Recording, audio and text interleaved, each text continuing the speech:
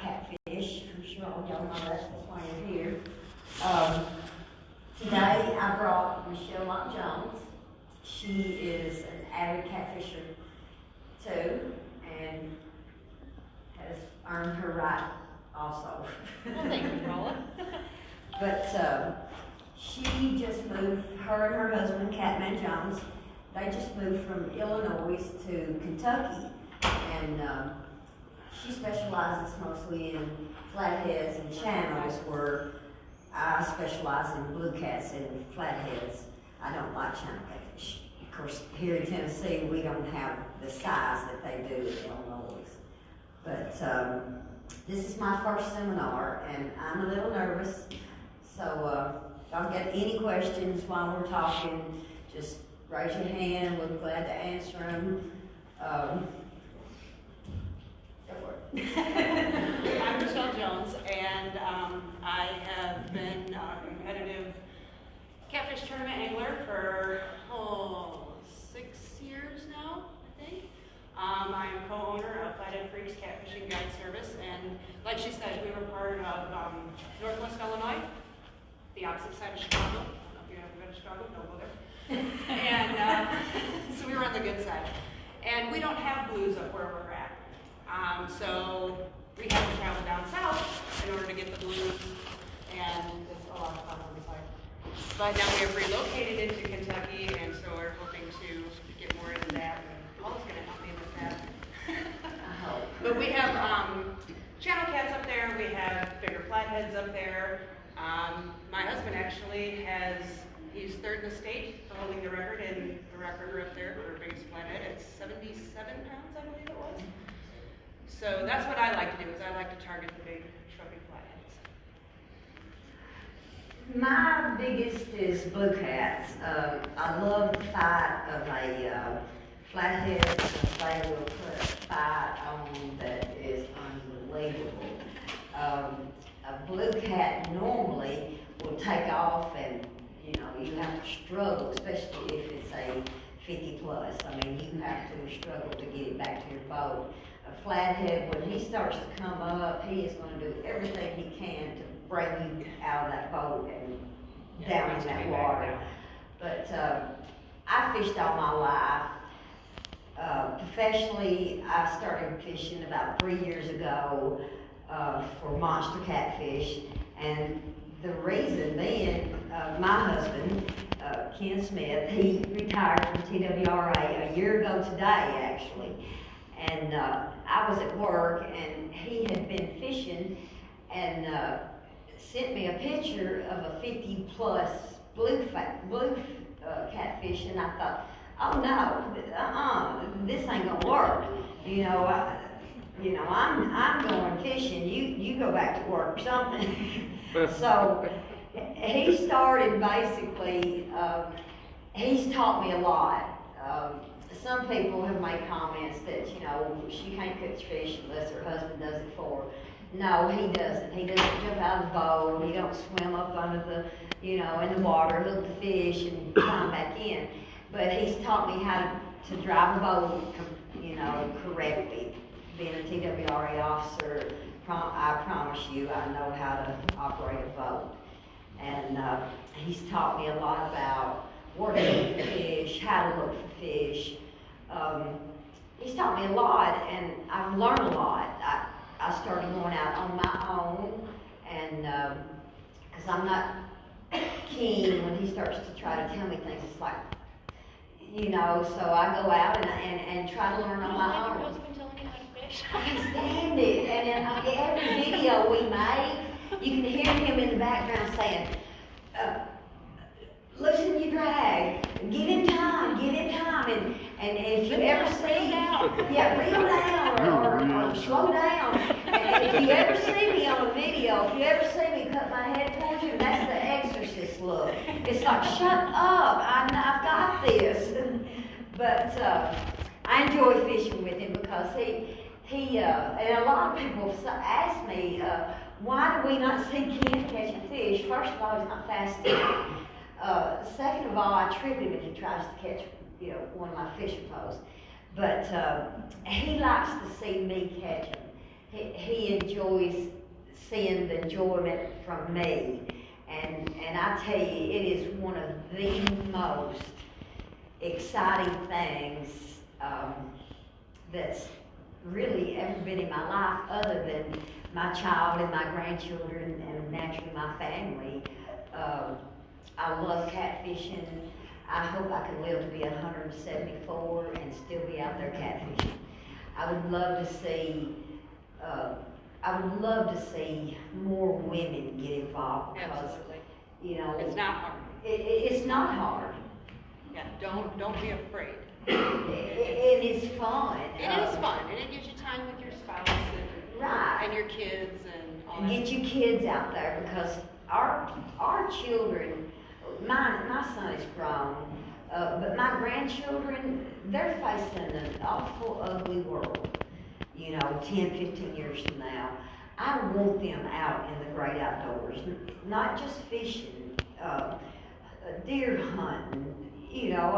Ken can take my oldest grandson out and show him plants in the woods, wild plants that's good for your health, or, just different things. And I want them to know that because, we're losing a generation to technology. And, technology is a great thing, but our roots are, the way I was raised and a lot of you people were raised, that to me is the way to be raised. Gardening, farming, and whatnot, fishing. How do you catch a catfish? With a fishing pole, how do you catch catfish? When you target blue cats, what are you looking for? When I target blue cats like current. They don't like a lot of current, real strong current. The last 2 years our waters have been really messed up on the Tennessee River. Last year, we were pulling 450 cubic feet per second. That was way too much. It stresses them. But, if you've got an average water flow current, they stay in the current. They stay on the ledge of the river. I catch a lot of mine at the mouths of creeks where it drops off into the river. You got to look for depots, small depots. Mostly in the wintertime. In the wintertime they stack up. Summertime they scatter. You turn your sonar on. Just like you do for any fish, basically. Right, and that's like a flathead too. They like, the ledges and the current seams, and if you don't have the expensive sonar and all the electronics, you can still know what to look for. Right. Look for eddies in the water. Look for Bends in the river. Bends in the river. Right where the creeks meet the river openings. Look for trees that are submerged. Part of the trees coming out of the water. There's Log a brook jams. down there, and that's where a lot of your big flatheads like to hide. They're the bully of the river. They're cranky. That's where they like to hide. They come out, they grab their food, and that's where they just like to stay. So even if you don't have the expensive electronics, you don't need them to fish. You don't need all the fancy equipment. Like, she has different sponsors than what I do. There ain't nothing wrong with hers. There ain't nothing wrong with Right. mine. We've put in hard work in order to earn them. We've earned our right and put in our time with no electronics and standing on a bank with our rod and reel. Hanging pole. Yeah. So don't think that you have to have all that expensive stuff in order to look for the big trophy fish, because you don't. And she can tell you what to look for on top of the water just as well as what I can, even though they're both catfish, but they're two different kinds of catfish. Right. And it's like a flathead, they're a side swimmer. They don't just, go down the water. They're moving. And then that leads, when your pole is in your boat and you see it move and it just kind of taps a little bit, they've got it. But then when they start to, go sideways, that's when it don't move. And then all of a sudden they're going to move forward, and then it goes down, and it goes down, and down. And when you want to take, I'm a firm believer of setting hook. I do a little bit of circle hooks, but I like a jig. I like to know I've launched into that fish. Other people like circle hooks. It's your preference. You know, what you use, if you catch fish, then you're doing nothing wrong. If it ain't broke, don't fix it. It's just different opinions on how different people fish with different objects. I have cascades. I've got my root. Yeah, it doesn't matter.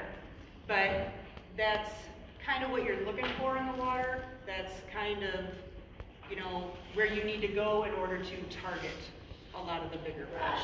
And one thing she hit on about the flathead, 9 out of 10 times, other than a channel cat just doing that to your pole, I don't want to set my hook because I would throw myself out of the boat.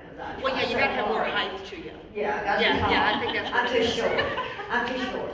But when you know you have got a flathead on the end of your line, it's similar to a channel cat, except it's stronger, it's slower. You know, when it starts doing that, don't touch it. You know, when you see it go down and stay down, that's when you start reeling in and the fight is on. A blue cat, you know when you've got a blue cat. You know, a flathead, you've got to kind of wait. You don't want to reel too soon because, you know, he may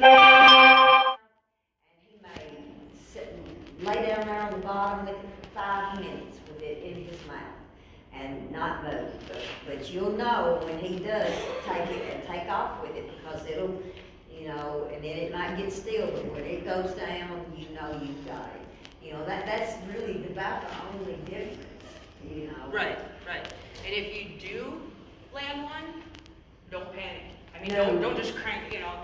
And I'm the world's worst. When my pole hits that water, it's like, I want that fish in there. It's, you know, kind of like that old buck fever thing, you know. Or Yeah, I got yeah. him.